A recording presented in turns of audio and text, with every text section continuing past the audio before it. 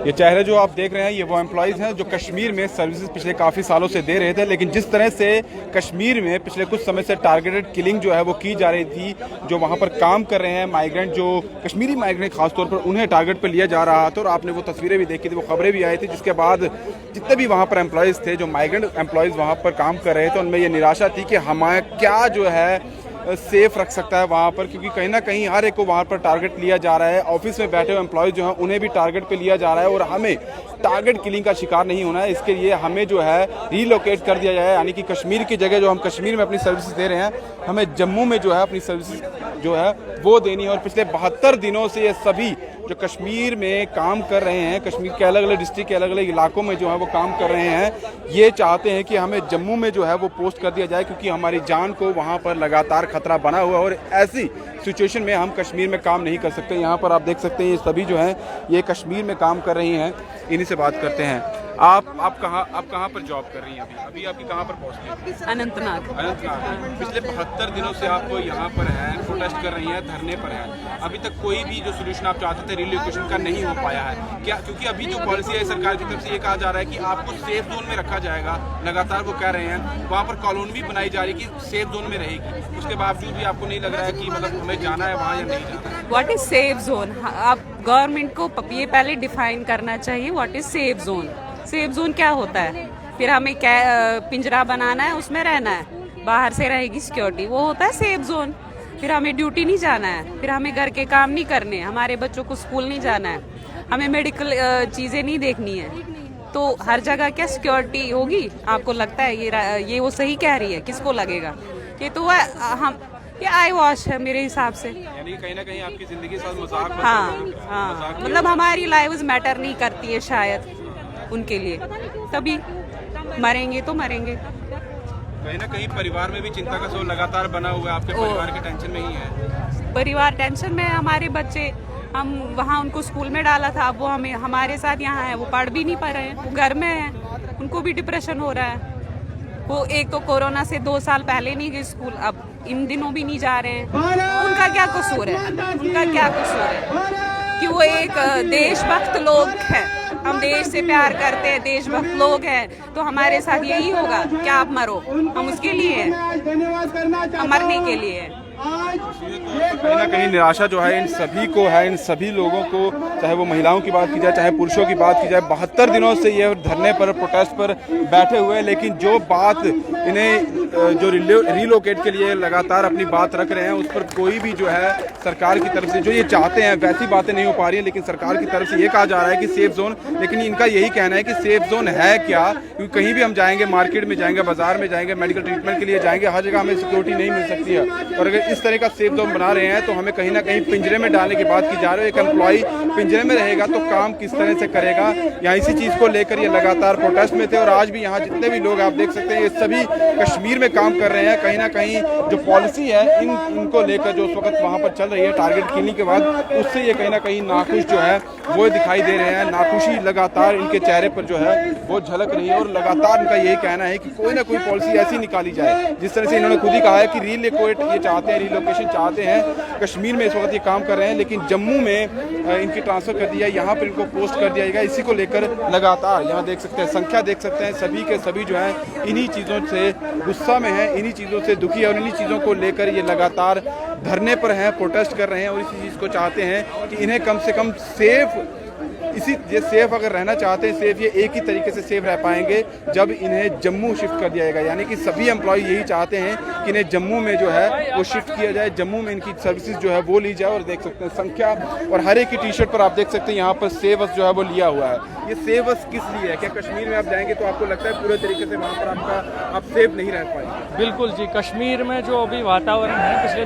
दो ढाई साल से, ये ऐसा वातावरण है कि वहाँ बिल्कुल खौफ का माहौल है। हमें हर टाइम ऐसा लगता है कि कोई आएगा और हमें मार लेगा। पूरा हम वहाँ मतलब हमारी जानों को वहाँ खतरा है। जिस तरीके से आपने देखा रजनी बाला जी को, उनको ऑफिस में जाके मारा गया, राहुल भट्ट जी को ऑफिस में जाके मारा गया, विजय कुमार जी जो राजस्थान के थे उनको ऑफिस में जाके, उनकी गलती क्या थी? मैं सरकार से पूछना चाहता हूँ उनकी गलती क्या थी? यही कि वो कश्मीरी हिंदू थे, कि वो हिंदू थे, वो अपनी सर्विसेज दे रहे थे वहाँ। कहीं ना कहीं आपको यही डर है कि आप में से अब अगला रजनी बाला या अगली जो राहुल भट्ट जो है वो ना निकला है, आपको बिल्कुल देखिए, हमें ये लग नहीं रहा है, हमें ये पूरा विश्वास ही है कि अगर हम वहाँ पे गए तो अगला टारगेट मैं भी हो सकता हूँ, ये भी हो सकता है, कोई भी हो सकता है अगला टारगेट। और जो कि उनकी देखिए मंशा क्लियर है, वो कहते हैं कि आप अगर यहाँ पे आए हैं, आप यहाँ पे सर्विसेज करेंगे या जो भी, आपको यहाँ मारा जाएगा। एज ए टूरिस्ट आप आइए, एज ए टूरिस्ट आप आइए तो आपको कोई दिक्कत नहीं है। बाकी अगर आप यहाँ रहने आते हैं आपको मारा जाएगा। क्लियर उनकी मंशा है, लेकिन गवर्नमेंट अपना स्टैंड क्लियर नहीं कर रही है। सरकार क्या बताती है, जो अभी आपने कुछ दिन पहले देखा होगा, एमओएस उन्होंने नित्यानंद राय जी उन्होंने बताया था कि जी जो पिछले 2-2.5 साल से कोई कश्मीर से कोई माइग्रेंट नहीं हुआ। लेकिन आप देख रहे हैं हजारों की संख्या में जो वहाँ से हम लोग आए, तो हम क्या माइग्रेंट होके नहीं आए? सरकार अपना फेलियर छुपाने के लिए ये सब कह रही है। और दूसरी बात, उन्होंने क्या कहा, सरकार ने क्या कहा कि जी 21 कश्मीर में 21 हिंदुओं को मारा गया। तो सरकार इसको अपनी उपलब्धि बता रही है या वो नाकामी के साथ कह रही है? मैं सरकार से पूछना चाहता हूँ, उन्हीं नित्यानंद राय जी से मैं पूछना चाहता हूँ कि उन 21 लोगों की गलती क्या थी? वो आपका फेलियर था, कहीं ना कहीं आपका फेलियर था जिसकी वजह से वो मारे गए। उनकी फैमिलीज को आप क्या बताएंगे? ये डेटा देंगे आप कि 118 सिविलियन किल हो गए? लेकिन जब भी बात आती है सरकार की तरफ से, जब भी उनका कोई नुमाइंदा बात करता है, वो कहते हैं कि जो भी कश्मीर में माइग्रेंट जॉब कर रहे हैं उनके लिए हमने बहुत सारी पॉलिसीज लाई हैं, बहुत सारी स्कीमें लाई हैं जिनका वो फायदा उठा रहे हैं। बिल्कुल, उन्होंने बहुत सारी पॉलिसीज लाई है, मैं कहता हूँ अनगिनत पॉलिसीज लाई है, लेकिन खाली कागजों में 12 साल से अभी तक वो लैंड आइडेंटिफाई नहीं कर पाए हैं। कश्मीरी पंडित को वहां पे बसाने के लिए लैंड आइडेंटिफाई नहीं कर पाए हैं, तो वो क्या पॉलिसीज बताएंगे? पार्लियामेंट में तो बहुत पॉलिसीज लाई उन्होंने, ऐसे तो भाषणों में बहुत पॉलिसीज है, लेकिन ऑन ग्राउंड सरकार तथ्यों पे बात करे ना, फैक्ट्स पे बात करे, ऑन ग्राउंड बात करे, उन्होंने किया क्या है? अगर हम इसी मौजूदा सरकार की बात करें, 8 साल हो गए इनको, 8 साल में इन्होंने कितनों को रिहेबिलिटेट किया? कौन सा क्वार्टर ये बना पाए? एक भी क्वार्टर ये लोग नहीं दे पाए। सिर्फ ये है कि सिर्फ खोखले वादे। आप देख सकते हैं पोस्टर लगे हुए हैं एयरपोर्ट के बाहर कि बनाए वहाँ विसु के क्वार्टर, जबकि वो कुछ 7-8 बिल्डिंगें वहाँ टोटल है, उनकी भी पोजीशन किसी को नहीं मिला है। तो वो उन्होंने वहाँ दिखाया जी हमने जी 44,000 कश्मीरी हिंदू को वहाँ पे रिहेबिलिटेट किया। सब झूठ है, सब धोखा है। यहाँ सरकार जो है सिर्फ कागजों पे ये बताती है, ये प्लान वो प्लान, कागजों पे, ग्राउंड पे कुछ नहीं है। यानी कि अभी भी अगर आप वहाँ जाते हैं तो सेफ नहीं है, घूमने के लिए चले जाएंगे लेकिन काम के लिए आपका वहाँ कोई भी बिल्कुल ऐसे कि देखिए उन्हीं का स्टेटमेंट है नित्यानंद राय जी का, no tourist has been killed.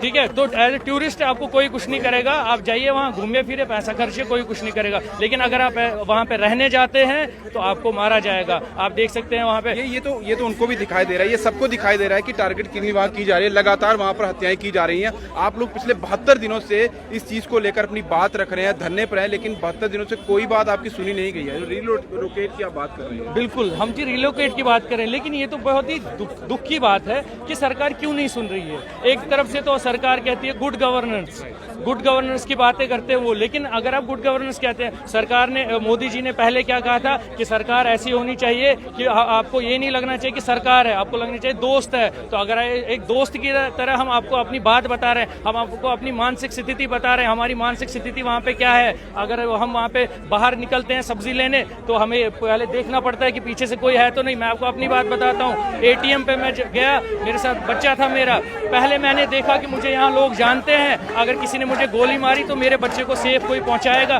जानता है यहाँ पे कोई कि नहीं। तो ये हमारी मानसिक स्थिति है वहाँ पे। इसको मैं कैसे देखूँ, क्योंकि अपने ही देश में हमारा अपना ही कश्मीर है, वहाँ पर हमें इस तरह के स्लोगन देने पड़ रहे हैं कि सेव अस। आप किस तरह से देखते हैं कि अभी भी देखिए रहने लायक नहीं है? कश्मीर तो हाँ हिंदू के लिए तो रहने लायक नहीं है, मगर ये समझ नहीं आता कश्मीर जो है जो भारत का अभिन्न अंग है, अगर ये अभिन्न अंग है, आप देखिए एक मकान है, एक मकान में एक कमरा है जिसको रिपेयरमेंट की जरूरत है, तो हम कहते हैं कि हम अगर उस कमरे में रह रहे हैं, हमें इस कमरे से शिफ्ट कीजिए दूसरे कमरे में, उसी मकान का दूसरा कमरा है वहाँ शिफ्ट कर लीजिए हमें फिलहाल, जब तक आप इसकी मरम्मत करेंगे।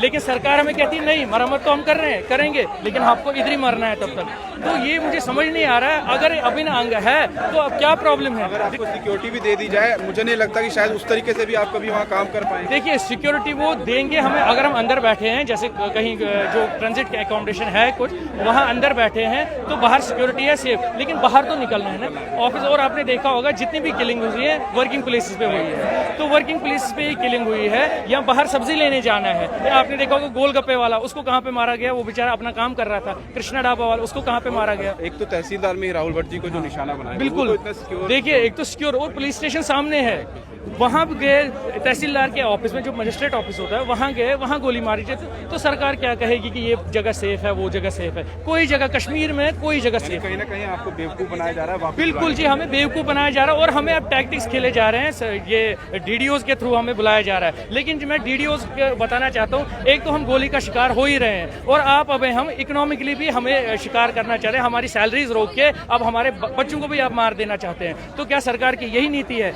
यही सरकार की नीति है जो कहते थे यहाँ पे मोदी जी यहाँ पे आए थे एमए स्टेडियम में, वहाँ उन्होंने क्या कहा था, कश्मीरी पंडित हमारी सबसे पहले प्राथमिकता है हमारी कश्मीरी पंडित। तो यही प्राथमिकता है आपकी कश्मीरी पंडित को वहाँ जबरदस्ती भेजना और उसको वहाँ पे गोली का शिकार बनाना, और आप ये बताना कि सिर्फ 21 लोगों को मारा गया वहाँ पे, तो ये आप अपनी उपलब्धि बताते। तो मैं सरकार से ये सवाल करना चाहता हूँ कि हम मांग कह रहे हैं आपसे, हम तो सिर्फ रिलोकेट मांग रहे हैं ना थोड़ी देर के लिए, हम ये नहीं कह रहे हैं कि हम कश्मीर नहीं जाएंगे।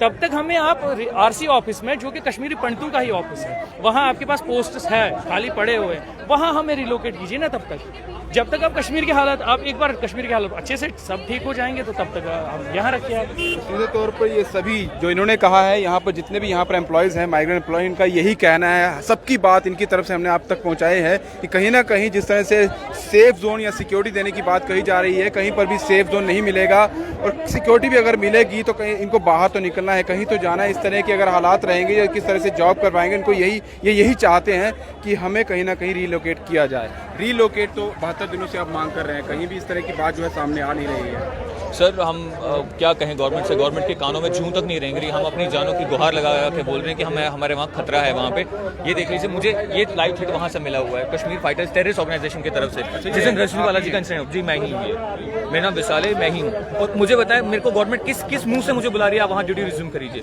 उसी तरीके से मेरे सारे भाई बहन यहाँ बैठे हुए हैं, कोई सेफ नहीं है। ये सिर्फ मैं ही नहीं हूँ, ये सारे भाई बहनों का चेहरा है यहाँ पे, ये कोई सेफ नहीं है। अब किस मुंह से आपको बुला रहे हैं? ये आपका नंगा चेहरा है, जो गवर्नमेंट का नंगा चेहरा दिख रहा है यहाँ पे। अब किस मुंह से मेरे को सिक्योरिटी देंगे? गवर्नमेंट खुद कहती है कि इस टाइम हाइब्रिड टेररिज्म है, वो सबसे 90 से ज्यादा डेंजरस है। जब आप खुद मानते हो कि 90 से ज्यादा डेंजरस है हाइब्रिड टेररिज्म है, तो आप क्यों बुला रहे हो हमको? कैसे बोल रहे हो आप सेफ है वहाँ पे? आपको तो खुद आपके सिक्योरिटी गार्ड्स वहाँ पे सेफ नहीं, जिनके पास गन है, आपका गन सिक्योरिटी है, आपकी पुलिस के पास, आपकी आर्मी के पास, वो सिक्योरिटी उनके नाका पे टारगेट हो रहे हैं। हम तो फिर भी वल्नरेबल हैं सर, हमें तो कोई भी उठाकर चाकू तक मार देगा, हम वहाँ पे भी मतलब कुछ नहीं करने आते हैं वहाँ पे। उसके बाद हम किस मुंह से जाएंगे, किस तरीके से जाएंगे?